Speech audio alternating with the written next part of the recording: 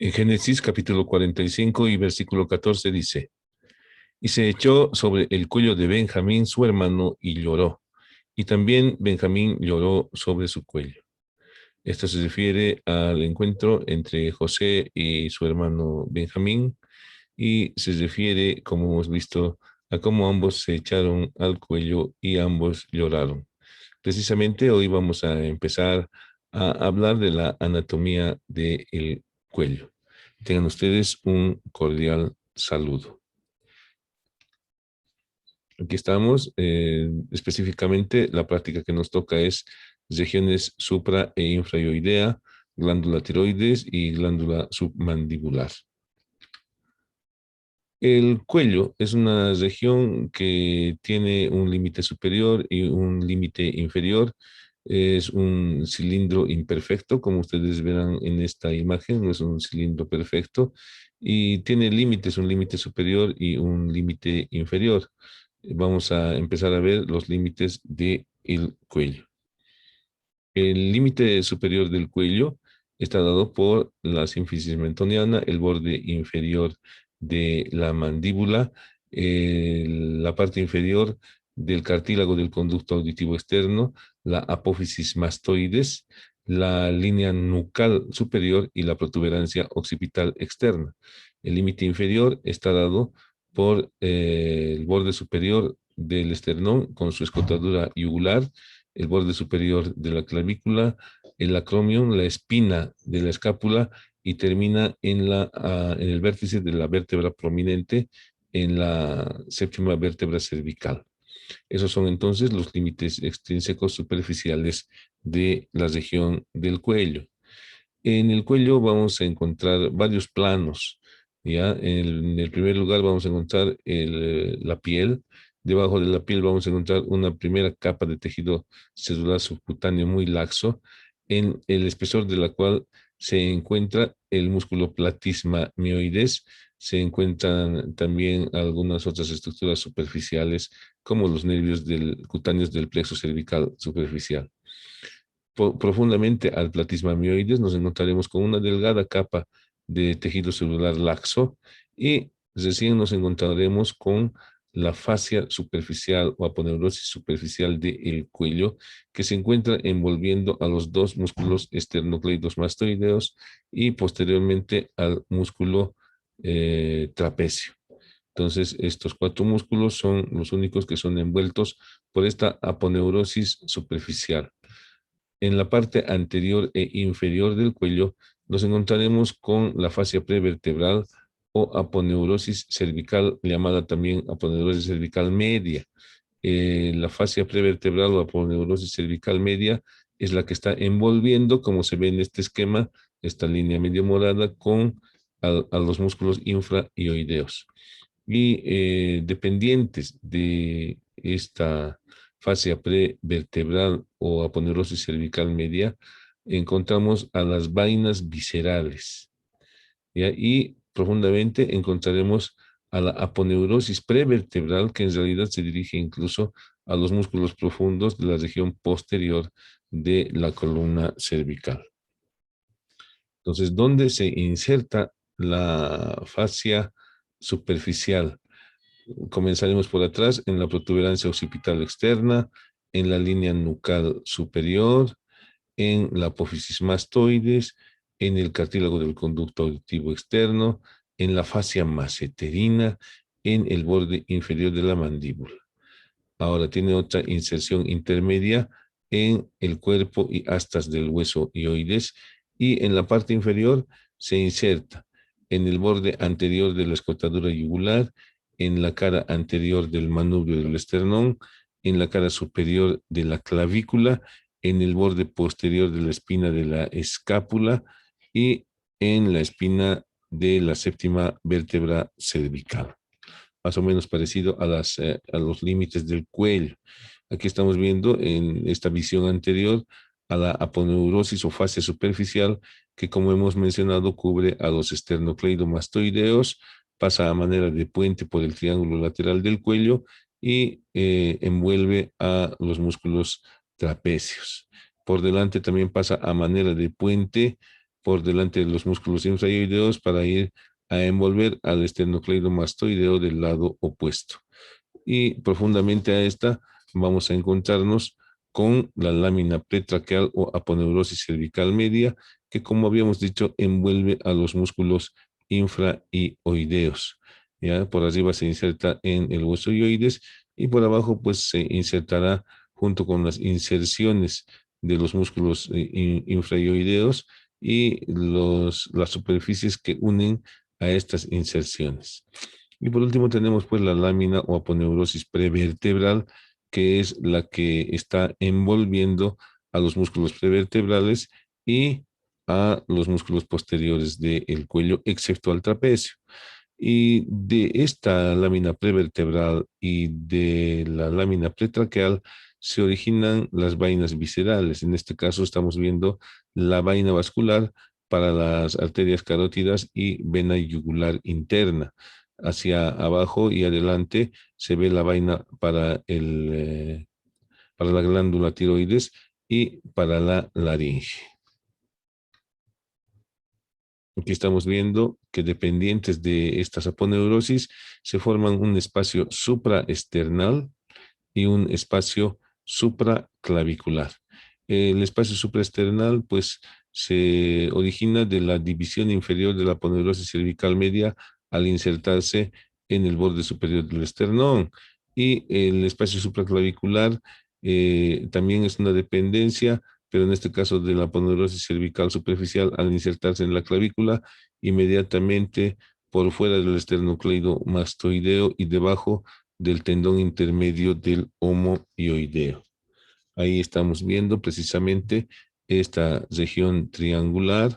Ya estamos viendo la, los límites de la aponeurosis cervical media o fascia pretraqueal, que en la parte inferior de esta parte lateral se divide en dos láminas que están delimitando este espacio llamado supraclavicular. Pues en lo que se conoce con el nombre de triángulo anterior del cuello, vamos a encontrar a este hueso, al hueso ioides, que es el único que no tiene articulaciones directas con el resto del esqueleto. El hueso ioides tiene la forma de una herradura o de una U, tiene un cuerpo anterior, del cual estamos viendo aquí la cara anterior, es cuadrilátero, borde superior, borde inferior, bordes laterales, cara anterior del cuerpo, que tiene dos fositas separadas por una cresta media, tiene una cara posterior, en la cual encontramos a veces una depresión, y de las caras laterales del cuerpo se desprenden un par de astas mayores y un par de astas menores que son verticales, ¿no? Aquí estamos viendo por delante las astas menores, las astas mayores. Aquí estamos viendo por detrás las astas menores, las astas mayores, y aquí lateralmente las astas menores y las astas mayores que terminan en estos tubérculos de las astas mayores. Aquí tenemos un hueso real con las astas menores y las astas mayores terminando y rematando en ese tubérculo. ¿Cuáles son las inserciones en el hueso ioides? A nivel del borde superior de las astas mayores y prolongándose hacia el borde posterior de las astas menores, se inserta este músculo que es el constrictor medio de la faringe. Vean ustedes, ahí está la inserción en el hueso ioides hasta en el borde superior del asta mayor hasta el asta menor. Constrictor medio de la faringe. En la parte lateral de las astas mayores se va a insertar este músculo. Ahí está, en el ioides, el músculo iogloso. Y ahí está desglosada la inserción del músculo iogloso.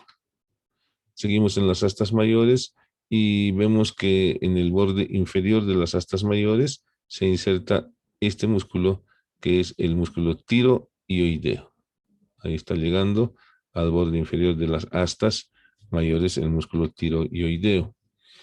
En las astas menores, en la parte anterior e inferior y prolongándose hacia el cuerpo, vamos a encontrar la inserción de este pequeño músculo denominado condrogloso. ¿Por qué condro? Porque las astas menores generalmente permanecen cartilaginosas hasta avanzada edad. En el vértice de las astas menores se inserta el ligamento estiloioideo. Ahí está el ligamento estiloioideo en el vértice de las astas menores, que se inserta en el cuerpo. En el borde superior del cuerpo se inserta este músculo que es el genio gloso, que viene de las apófisis geni, se inserta en la cara superior o borde superior del cuerpo y se dirige hacia la lengua, músculo genio gloso. ¿Qué más se inserta en el cuerpo? En la cara anterior del cuerpo se inserta este músculo que es el genio ioideo. Ahí está el hueso ioides, ahí está el genio ioideo insertándose en la cara anterior del cuerpo. Cerca al ángulo lateral de la cara anterior del cuerpo se inserta el músculo estiloioideo, ¿no? El músculo estiloioideo. Y un poco por delante el músculo digástrico, pero no directamente el músculo, sino su tendón intermedio, ¿no? Ahí están las dos inserciones del estiloioideo y del digástrico. Y en la parte inferior de la cara anterior del cuerpo se está insertando el músculo miloioideo. En el borde inferior, ¿quiénes están insertando en el borde inferior? Dos músculos. Medialmente, el esterno ioideo, cerca al borde inferior, y lateralmente el homoioideo. Esterno-ioideo y homoioideo en el borde inferior del cuerpo del hueso ioides. Y a lo largo de todo el borde inferior de las astas mayores y del cuerpo se inserta esta membrana que es la membrana tiroioidea. Y entre las astas mayores del cartílago tiroides y el vértice de las astas mayores del hueso ioides se insertan los ligamentos tiroioideos laterales. Ahí están, que contienen en su interior el cartílago triticio y en la parte media un engrosamiento de la membrana tiroioidea que es el ligamento tiroioideo medio. También nos interesa ver el esternón que tiene una cara anterior, una cara posterior y bordes laterales. Tiene tres partes, el manubrio o mango, el cuerpo y el apéndice sifoides. En los bordes laterales vamos a encontrar una serie de escotaduras que se articulan con el cartílago costal correspondiente. Estas escotaduras son escotaduras costales, las que se articulan con el cartílago costal, e intercostales, las que son libres. Entonces vamos a proceder a ver las inserciones en cada uno de estos segmentos. En la cara anterior del manubrio se inserta el músculo esternocleidomastoideo. En la cara anterior del manubrio y del cuerpo, el músculo pectoral mayor. En la cara anterior del apéndice sifoides se inserta el músculo recto anterior del abdomen y en la parte inferior de esta cara se inserta la línea alba. En la cara posterior, del apéndice sifoides se inserta el músculo diafragma y el músculo transverso del tórax. Lo mismo que en la parte inferior de la cara posterior del esternón se inserta el músculo transverso del tórax. Y los músculos que nos interesan ver ahora en las inserciones son los que se están insertando en la cara posterior del manubrio del esternón. Entonces, por la parte de arriba tenemos la inserción del músculo esternocleidoioideo, que se inserta en estas superficies de la cara posterior del manubrio del esternón, parte de la clavícula y terminan en el hueso ioides en el borde inferior del cuerpo.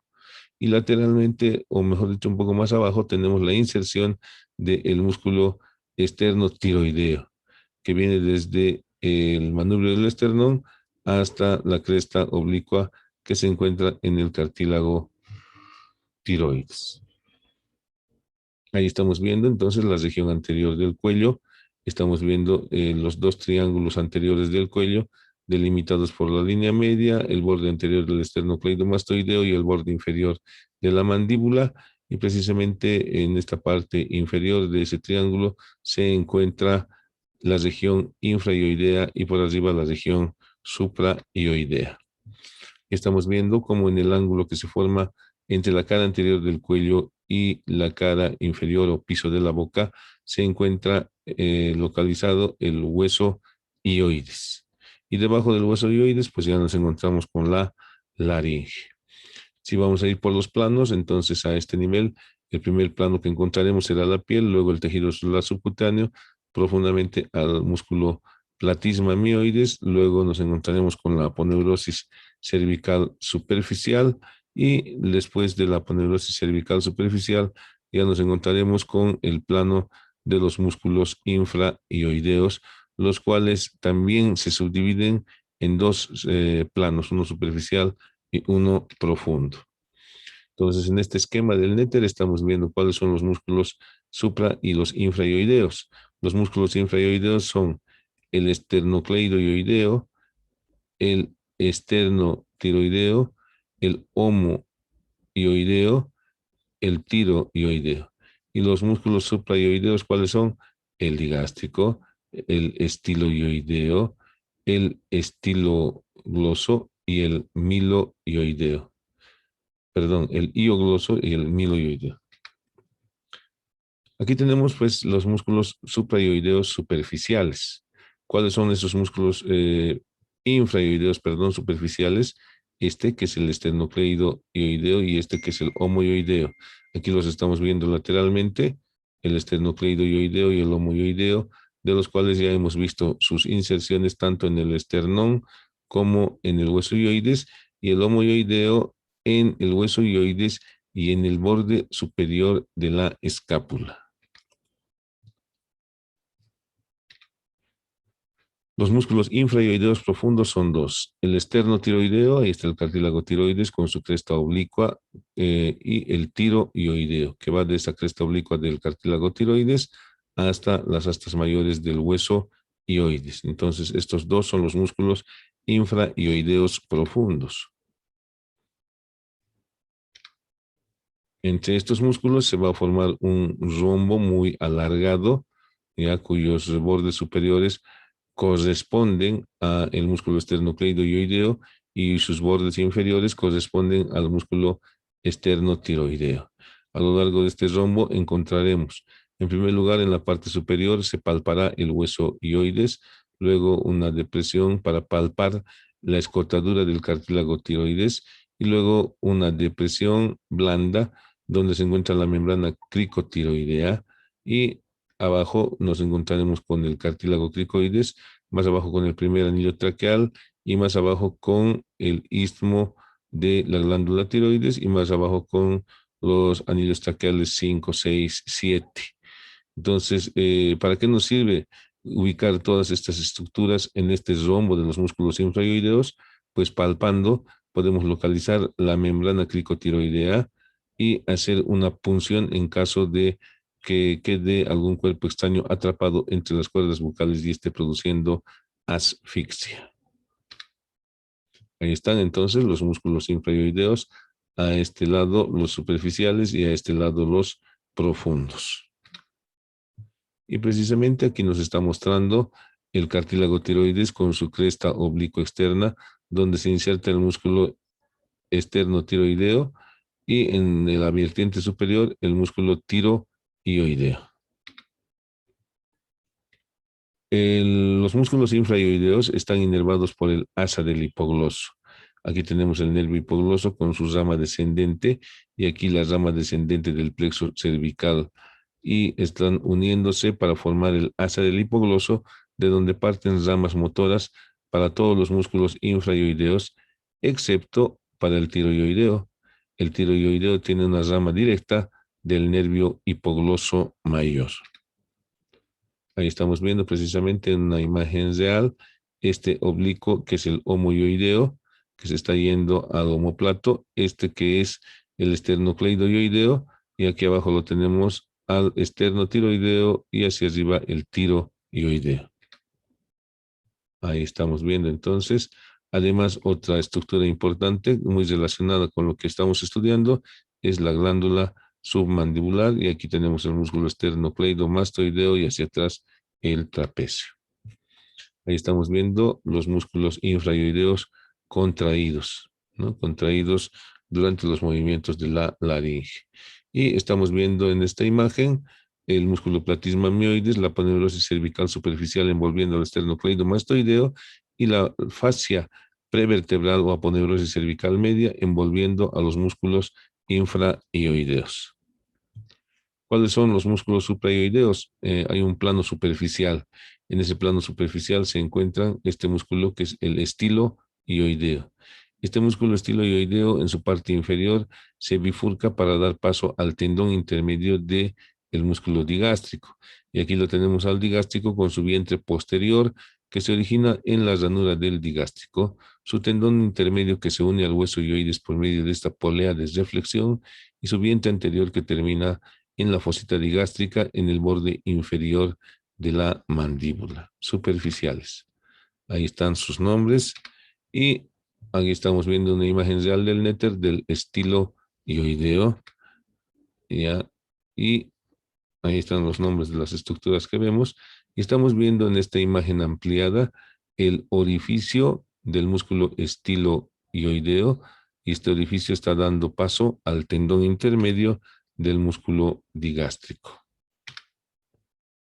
Ahí lo tenemos, al digástrico pasando por el ojal, vientre posterior, tendón intermedio, pasando por el ojal del estiloioideo y el vientre anterior del digástrico. En el plano medio de los músculos supraioideos nos vamos a encontrar con estos dos músculos que son los miloioideos. Los miloioideos que se originan en la línea miloioidea, en el rafe medio y terminan en el cuerpo del hueso ioides que se constituye en el verdadero diafragma que sustenta el piso de la boca. Ahí lo tenemos a los dos miloioideos insertos en la línea miloioidea, en el rafe tendinoso medio y en el hueso ioides. Una vista lateral de esos mismos músculos constituyendo el diafragma del piso de la boca. Y por último tenemos los músculos supraioideos profundos, que son estos los genioioideos. Genio de geni, apófisis geni, ioideos de ioides. Los más profundos de los músculos supraioideos. Aquí tenemos a los dos músculos genioioideos originándose en la espina de la mandíbula o apófisis geni. Entonces ahí está el digástrico, el miloioideo para el reconocimiento. Ahí está el esternotiroideo, el tiroioideo, el homoioideo, y aquí está el esternocleido ioideo, y estamos vislumbrando en esta disección real la glándula tiroides. Bueno, ¿qué es lo que hace los músculos supra e infraioideos? La acción de ellos es elevar el hueso ioides de los supraioideos, y al elevar el hueso ioides, elevan la laringe que está íntimamente unido al hueso ioides. Ahí tenemos entonces cómo el bolo alimenticio va progresando y se va elevando el hueso ioides, ¿no? Primero estaba abajo, ahora se está elevando paulatinamente. El bolo alimenticio está pasando ya en el reflejo de la deglución. Aquí el mismo bolo alimenticio se encarga de empujar la epiglotis para que se cierre la vía respiratoria, y aquí el hueso ioides ascendiendo. Ahí vemos cómo el hueso ioides asciende más aún y el bolo alimenticio empuja más aún al cartílago epiglótico para que la vía respiratoria durante este momento quede completamente ocluida, ¿no? Ahí vemos más de lo mismo. Ahí vemos cómo el bolo alimenticio está pasando ya a la faringolaringe y cómo la vía respiratoria está completamente cubierta ya por el cartílago epiglótico y cómo el hueso ioides está elevándose cada vez más. Una vez que termina este tiempo de la deglución, pues el cartílago, o perdón, el hueso ioides vuelve a su lugar, lo propio la laringe. Entonces ahí está el movimiento completo de lo que ocurre. Elevación, descenso. Elevación del hueso ioides, descenso del hueso ioides por los músculos infraioideos, el descenso, y los supraioideos, la elevación. Ahí tenemos precisamente en esta imagen real a la laringe unida íntimamente al hueso ioides, y como los músculos supraioideos elevan el hueso y los infraioideos descienden el hueso, junto con ellos se elevará y descenderá la laringe. El otro tópico anatómico que vamos a ver es precisamente esta glándula, la glándula submandibular, que se encuentra en el triángulo submaxilar o triángulo del digástrico, ¿no? Que se forma entre el vientre posterior del digástrico, vientre anterior del digástrico y el borde inferior de la mandíbula, que contiene a la glándula submandibular, a la arteria facial, a la vena facial y al nervio hipogloso mayor. Ahí estamos viendo precisamente esa región que se denomina celda submandibular, que como ustedes están viendo a grosso modo está formado entre el maxilar y el músculo miloioideo y la aponeurosis cervical superficial. Precisamente en la celda submandibular encontraremos una pared superolateral que está formada por la fosita submandibular de la cara profunda del hueso mandíbula, ¿sí?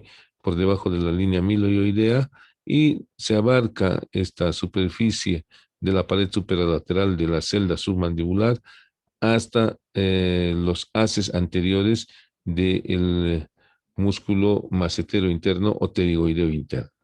Ahí lo tenemos precisamente, ahí tenemos esta cara de la celda submandibular que es prismática triangular.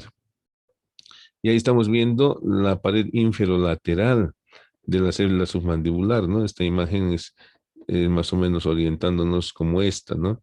Esto es superior, esto es inferior, esto es posterior y esto es anterior. Ahí está la quijada y ahí está la parte de la aponeurosis cervical superficial que está formando la pared inferolateral. Aquí está esta, la pared inferolateral de la celda submandibular. Y la pared medial está formada por el músculo estiloioideo, por el tendón intermedio y vientres del músculo digástrico, el músculo miloioideo y el músculo iogloso, cubiertos por sus aponeurosis, ¿no? Y en la parte inferior por la aponeurosis cervical superficial que se ha dividido en dos hojas al llegar al borde inferior de la glándula submandibular. Entonces ahí está una cara, dos caras y tres caras de la celda submandibular. En estas regiones, además vamos a encontrar dos triángulos, el triángulo de Becklar y el triángulo de Pirogov. Como se ve en esta parte de la celda, este triángulo llamado de Becklar está limitado por el borde superior de las astas mayores del hueso ioides, el vientre posterior del digástrico y el borde posterior del músculo iogloso. Por aquí está pasando la arteria facial y la arteria lingual profundamente. Por arriba el nervio hipogloso mayor. Y el otro triángulo es el triángulo de Pirogov, que está formado por delante por el borde posterior del músculo miloioideo, por arriba por el nervio hipogloso mayor y por abajo por el vientre posterior del digástrico. Aquí también vamos a encontrar profundamente la arteria lingual y el nervio hipogloso mayor en su límite superior. El límite posterior de la celda submandibular es esta aponeurosis, que es una prolongación de la aponeurosis cervical superficial y en parte de la aponeurosis maceterina, que están formando este tabique entre esta glándula salival mayor, que es la parótida, y esta otra glándula salival mayor, que es la submandibular. Este es el tabique denominado intermaxiloparotídeo, que es el límite posterior de esta celda submandibular. Y el límite anterior que está constituido por un desprendimiento, un desdoblamiento de la aponeurosis cervical superficial al pasar por delante de la glándula submandibular.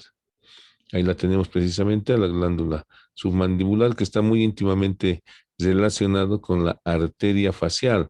La arteria facial pasa profundamente a la glándula submandibular y hace una curva supraglandular para dirigirse hacia el borde inferior de la mandíbula, donde hace una curva submandibular.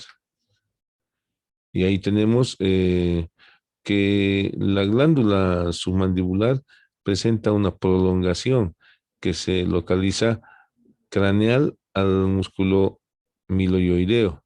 Y de la cara interna de la glándula submandibular está partiendo el conducto submandibular que se dirige medialmente a la glándula sublingual y termina en el ostium umbilical a nivel de la carúncula sublingual.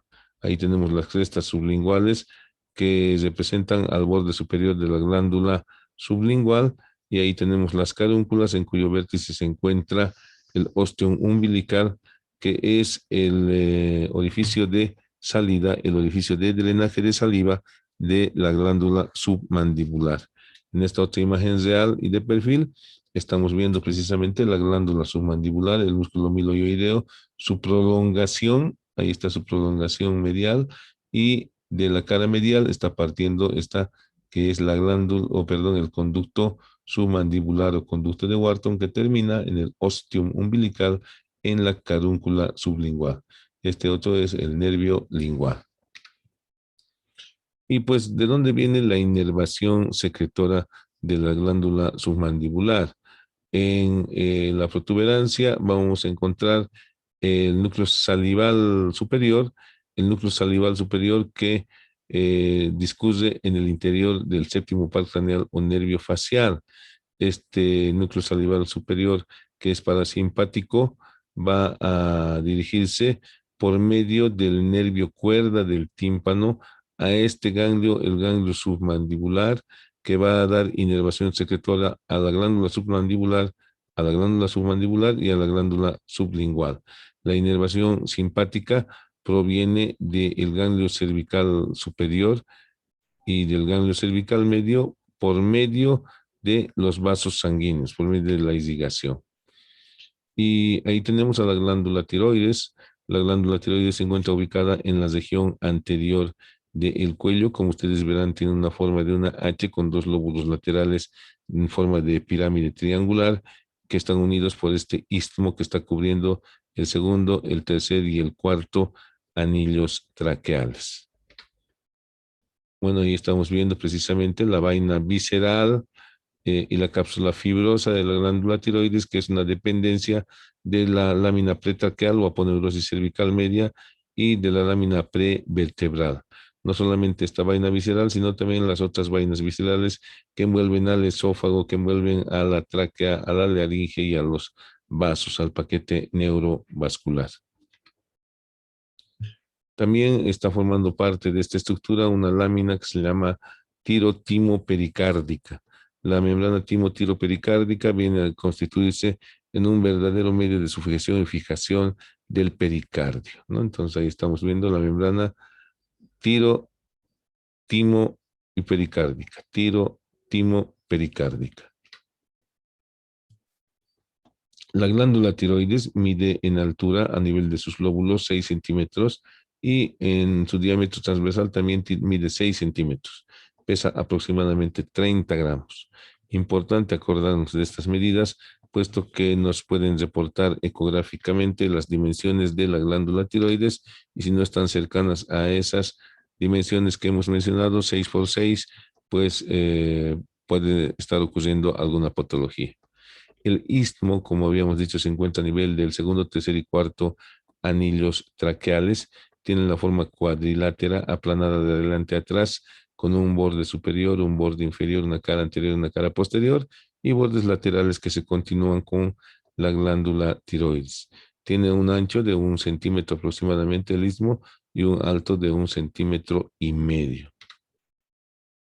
Ahí estamos viendo precisamente a un lado de la línea media el istmo de la glándula tiroides, que cubre, como habíamos dicho, el segundo, el tercero y el cuarto anillos traqueales.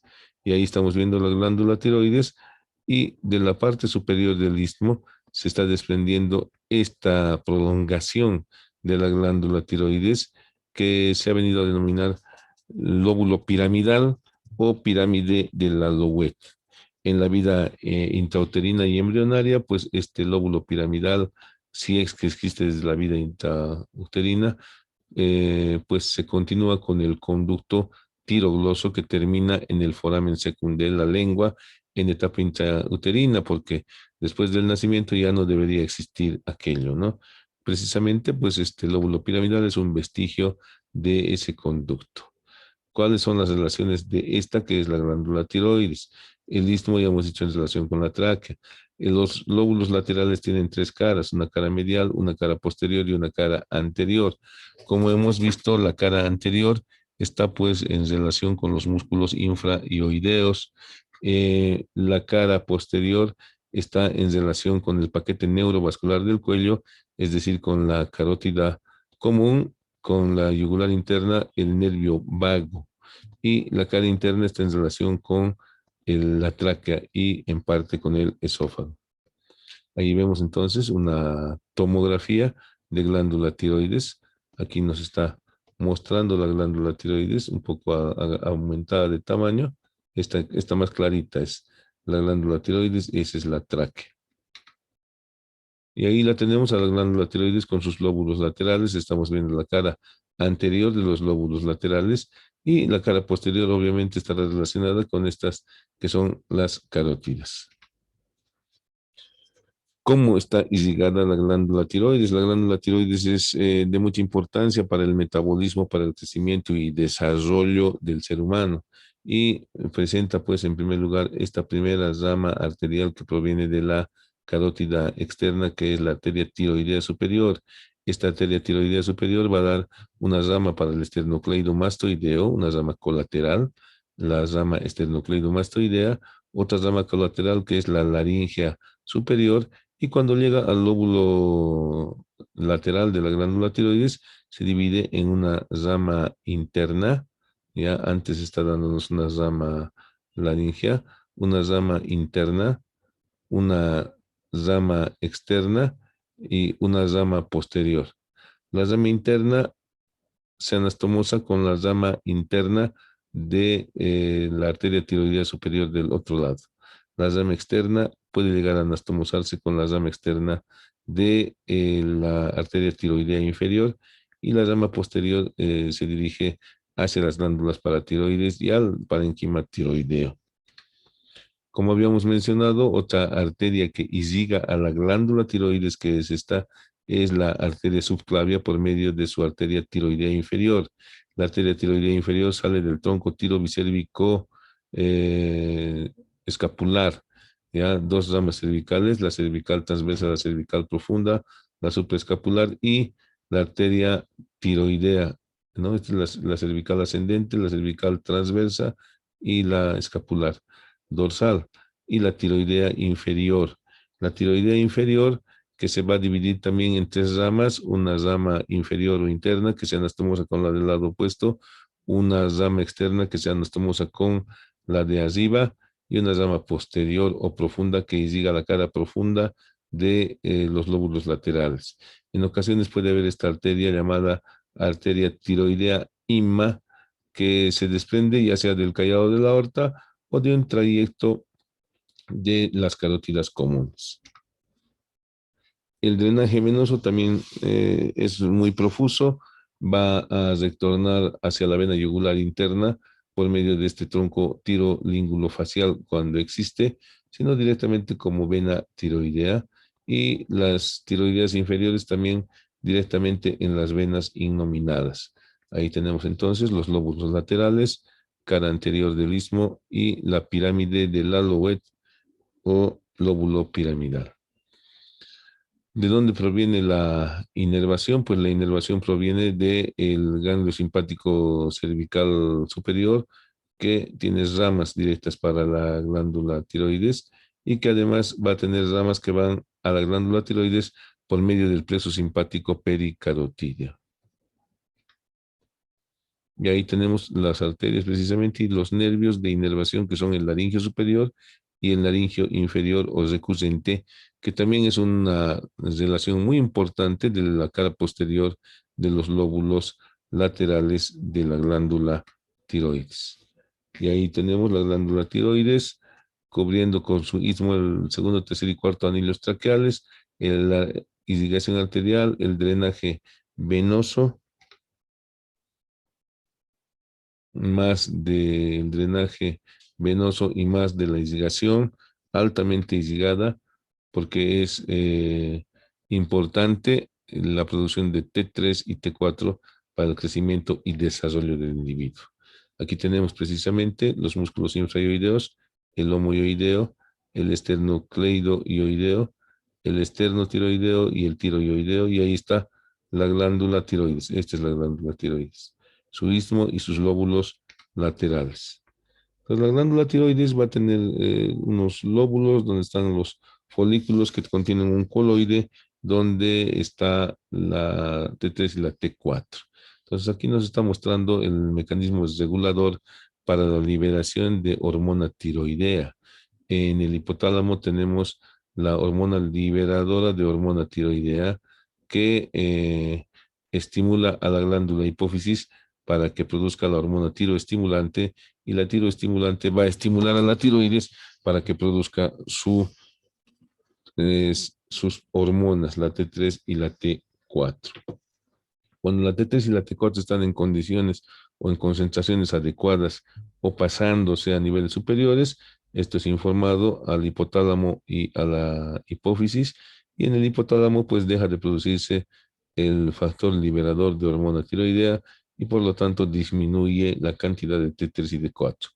Lo contrario, cuando hay poca cantidad de T3 y T4, también es informado al hipotálamo que produce más hormona tiroestimulante, y la hormona tiroestimulante hará que se produzca más hormona TSH o tiroestimulante, este es liberador, y se producirán más hormonas T3 y T4. El metabolismo de las hormonas T3 y T4 es importante en base al yodo. Por esa razón es que en la actualidad se ha incorporado el yodo a la sal para que haya un mayor consumo de yodo. Antiguamente, cuando yo estaba en tercero, pues nos han repartido unas revistas de Pronal Cobo, me acuerdo, que era el Programa Nacional de Lucha contra el Bocio. Ya, pero el bocio es lo externo, lo que se ve estéticamente crecido. Lo más importante es la producción de las hormonas tiroideas que promueven el crecimiento y el desarrollo. Por lo tanto, si no tenemos yodo naturalmente en nuestro territorio, el crecimiento y el desarrollo estaban profundamente afectados.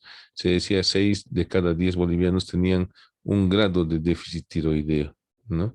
Entonces aquí estamos viendo lo mismo que hemos visto hace rato, que del hipotálamo se producen hormonas liberadoras de hormona tiroestimulante que se dirigen a las células basófilas de la hipófisis, donde se produce la hormona tiroestimulante que va a estimular a la glándula tiroides para que produzca hormonas T3 y T4. Necesitamos cada día 50 miligramos de yodo normalmente. ¿Sí? La T3 y la T4, ¿qué hacen? Aumentan el consumo de oxígeno, aumentan el metabolismo basal, el celular, y promueven el crecimiento y el desarrollo normalmente. ¿Qué más hace? Miren, eleva la proteólisis de tiroglobulina, aumenta la actividad de bomba de yoduro, intensifica la actividad de la tirosina, aumenta el tamaño y la actividad secretora de las células tiroideas, eleva el número de células tiroideas. ¿Quién? La hormona TSH. Entonces, como no tenemos yodo en nuestro territorio, el poco yodo que llega, pues es explotado al máximo por la glándula tiroides. Y esta situación de déficit de yodo, si es crónica, pues hará que la glándula tiroides cada día trabaje más y más y más, y como la función hacia el órgano, la glándula tiroides se hipertrofiará y se verá esto externamente como un bocio. Aumenta la transcripción genética en las hormonas T3 y T4, elevan las actividades metabólicas celular, la actividad mitocondrial, el transporte activo de iones, estimula el crecimiento en niños, estimula mecanismos corporales como el metabolismo de carbohidratos líquidos, lípidos, perdón, el metabolismo basal, el flujo sanguíneo a diferentes órganos, el gasto cardíaco, la respiración, la motilidad del tubo digestivo, la función muscular, y aumenta la secreción glandular. Imagínense ustedes la importancia de las hormonas tiroideas. En esta imagen estamos viendo una situación patológica llamada quiste tirogloso que se produce por persistencia, en primer lugar, del conducto tirogloso que termina en el foramen secum, ya que puede llenarse de hormona T3 y T4 que no está saliendo por la vía glándula tiroides, sino por el conducto tirogloso y está drenando en la lengua. Aquí tenemos a una paciente característica de hipertiroidismo. ¿Ya? ¿Qué ha pasado? En primer lugar, tiene voz, ha aumentado el tamaño de su glándula tiroides. Seguramente le han dado yodo en algún alimento y pues ya no necesitaba que la glándula esté tan grande, pero al estar tan grande ha metabolizado todo el yodo y ha producido esto, ¿no? Los pacientes hipertiroideos generalmente son pacientes delgados, no les gusta el sol, les gusta el frío, son muy activos, no pueden estar quietos y muchas veces tienen exoftalmos. Ahí tenemos un bocio monstruoso. Imagínense ustedes, si queremos hacerle cricotirotomía, pues muy difícilmente vamos a hacerlo. Y es más, incluso en condiciones normales, la cricotirotomía tenemos que hacerla con mucho eh, cuidado, con mucho discernimiento y conocimiento anatómico, puesto que puede haber un crecimiento de la glándula tiroides que no sea todavía así tan perceptible como esta y que nosotros perforemos el istmo de la glándula tiroidea y que produzcamos una hemorragia masiva por la alta irrigación que tiene esta glándula. Aquí tenemos a otro paciente hipertiroideo con otro rasgo típico del hipertiroidismo que es el exoftalmos. Y aquí tenemos a un personaje muy conocido, el único que ha metido 3 goles en una final de campeonato mundial. Este es Ronaldo, el verdadero Ronaldo, que aquí lo vemos aumentado de peso debido a que sufrió de hipotiroidismo. El hipotiroidismo se caracteriza por mala memoria, cabello seco, poco apetito, siempre están de frío, al contrario que los hipernove, dolores musculares, se retiene líquido, son estreñidos, sus uñas son muy frágiles y parece que siempre estuviesen cansados. ¿No? Pero ese es el rasgo en una persona ya mayor que ha crecido de una u otra forma, ¿no? Esta es la forma más profunda de hipotiroidismo, el cretinismo. No ha crecido nada. Esta es una niña brasilera que tiene 21 años o tenía 21 años al momento de esta foto. Imagínense, no creció prácticamente nada y tampoco hablaba, no tenía actividad cerebral importante. Al lado de los folículos tiroideos vamos a encontrar unas células parafoliculares que van a producir calcitonina, que va a disminuir la concentración plasmática del calcio, haciendo que el calcio se incorpore a los huesos. Esta imagen precisamente la he tomado de esa revistita tan pequeñita que nos han dado aquella vez, que era del Pronalcobo, donde mostraban esto que es el bocio, el joto. Se llama así porque muchos pobladores de una ciudad de Santa Cruz tenían este crecimiento desmesurado de la glándula tiroides y pues comúnmente se denomina a este crecimiento desmesurado de la glándula tiroides como joto. Y este joto ha dado lugar pues al nombre de la ciudad donde habían muchos con joto y desde ese entonces se llama Cotoca. Se dice que la yuca tiene goitrina, que es un antitiroideo que puede generar hipotiroidismo, pero lo fundamental es la falta de consumo de yodo. Por eso es que es de vital importancia el uso de la sal iodada y más que el uso de la sal iodada es el control que se debe hacer sobre aquellos productores de sal iodada. Estoy seguro que alguno de ustedes va a estar en situación de controlar esto en algún momento de su vida profesional, pues deben hacerlo honestamente, puesto que a nosotros los bolivianos nos conviene que más personas tengan un crecimiento y un desarrollo adecuado y para eso es necesario el yodo incorporado en la sal. En la cara posterior de los lóbulos laterales de la glándula tiroides se encuentran las hormonas paratiroides, que generalmente son 4, pueden ser 6 o pueden ser 3. Sin embargo, lo normal es que sean 4, como estamos viendo en este esquema, en las glándulas tiroides. Estas glándulas paratiroides cuando se hacían las cirugías de resección de esas tiroides monstruosas, también eran llevadas junto con la glándula tiroides. Entonces el resultado era que al día siguiente el paciente aparecía con tetania por hipocalcemia, ¿sí? Entonces, cada una de estas glándulas mide 6 por 3 por 2 milímetros, son muy pequeñitas, ¿no? Medio centímetro apenas de diámetro tienen y muy difícilmente se las puede localizar ya en el cadáver. En el vivo, cuando se está operando, se localiza porque tienen un color algo más pálido que el resto de la glándula tiroides. Ahora se las ubica también a nivel del ingreso de las arterias tiroidea superior y tiroidea inferior. Aquí estamos viendo el nervio recurrente laríngeo y el laringio superior, inervando a la laringe en relación también con la glándula tiroides. Nuevamente, laringe superior, laringe inferior recurrente, glándulas paratiroides. Ahí están las glándulas paratiroides a nivel del ingreso de los vasos sanguíneos profundamente. Ahí están las células oxílicas, oxifílicas, los adipocitos, grasa, y las células principales que segregan la hormona paratohormona. La paratohormona pues es la que va a reabsorber el calcio a nivel de los túbulos de la nefrona, ¿sí? Túbulo contenedor aproximado, las de Henle. Entonces, ¿qué pasa cuando no hay paratohormona? Pues todo el calcio se sale y puede haber hipocalcemia ocasionando tétanos, tetania.